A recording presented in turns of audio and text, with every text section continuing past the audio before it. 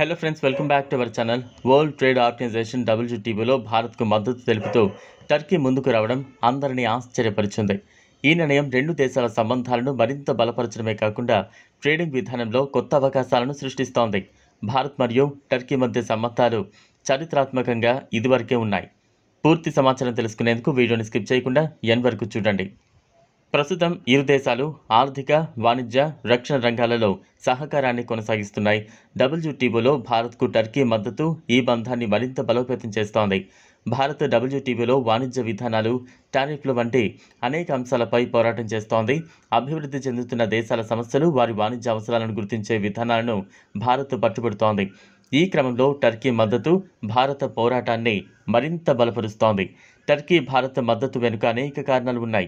ఇరు దేశాల మధ్య ట్రేడింగ్ పెరుగుతోంది. భారతీయ కంపెనీలు టర్కీలో పెట్టుబడులు పెట్టడం, టర్కీ వ్యాపార సంస్థలు భారత మార్కెట్లో ప్రవేశించడం వల్ల ఆర్థిక సంబంధాలు బలపడుతున్నాయి.